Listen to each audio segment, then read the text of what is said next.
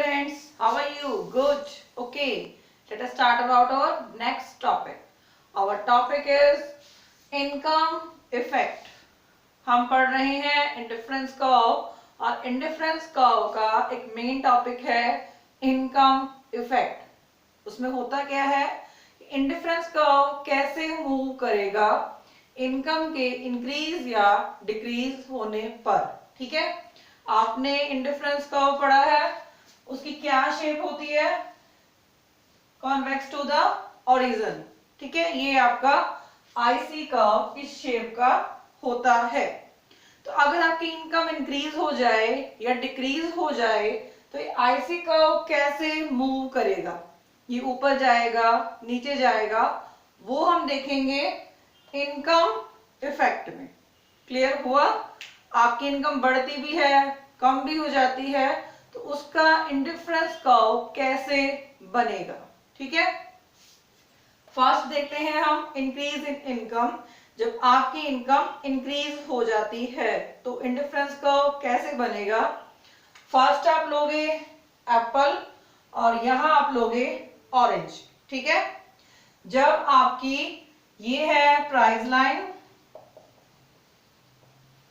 और ये है आपका इंडिफरेंस कर्व। ये हम पहले पढ़ चुके हैं कि प्राइस लाइन और इंडिफरेंस कर्व का जहां पर इक्विलिब्रियम होता है, इसका मतलब आप इतने एप्पल ले रहे हो और इतने ऑरेंज परचेज कर रहे हो। अब आपकी इनकम क्या हो जाती है, इंक्रीज हो जाती है। सिंपल बात है, जब इनकम बढ़ जाएगी तो पहले से ज्यादा ऑरेंज लोगे और पहले से ज्यादा एप्पल लोगे, ऐसे ही होगा ना। इसका मतलब आपकी बजट लाइन ऊपर की तरफ शिफ्ट हो जाएगी। ठीक है, और आईसी कर्व भी ऊपर की तरफ मूव हो जाएगा। क्लियर? जब आपकी इनकम इंक्रीज हो जाएगी तो प्राइस लाइन ऊपर की तरफ शिफ्ट हो जाएगी और आईसी कर्व भी ऊपर की तरफ शिफ्ट हो जाएगा। ठीक है, इसका मतलब नया इक्विलिब्रियम कहां बन गया, E1 पे। ठीक है, इनकम के इंक्रीज होने पर आप E से E1 पॉइंट पर पहुंच गए। ठीक है, सेकेंड आप देखेंगे डिक्रीज इन इनकम। आपकी इनकम पहले से अगर कम हो जाती है तब आपका आईसी कर्व कैसे बनेगा। एज इट इज आप यहाँ एप्पल लोगे और यहाँ पर ऑरेंज।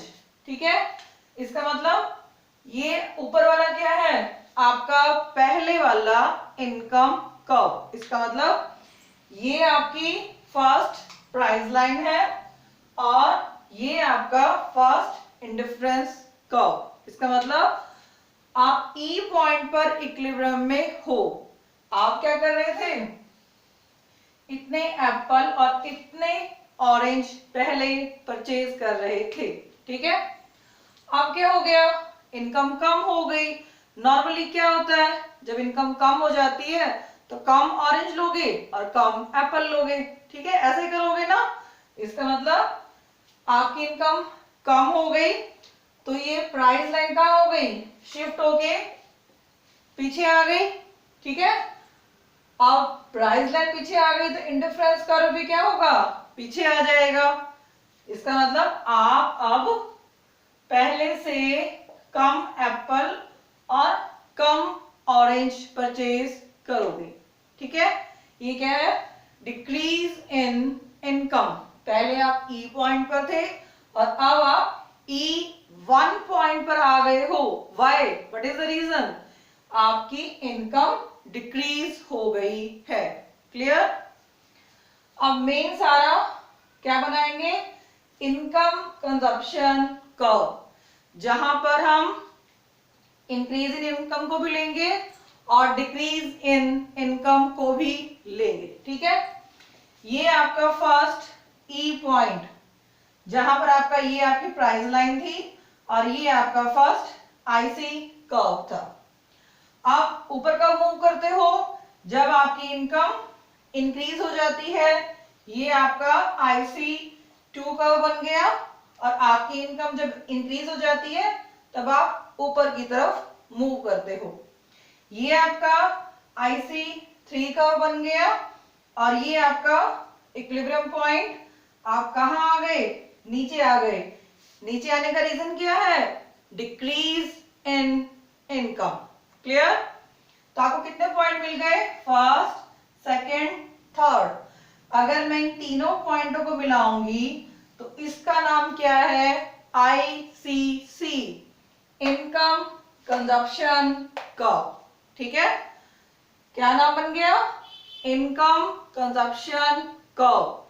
इनकम के इंक्रीज या डिक्रीज होने पर आपका कंजप्शन क्या होगा। ठीक है, उसका नाम क्या है, इनकम कंजप्शन कर्व। ठीक है, आई होप आपको टॉपिक क्लियर हो गया होगा। कोई भी डाउट है तो आप कमेंट बॉक्स में जाके राइट डाउन कर सकते हो। Okay, thank you students.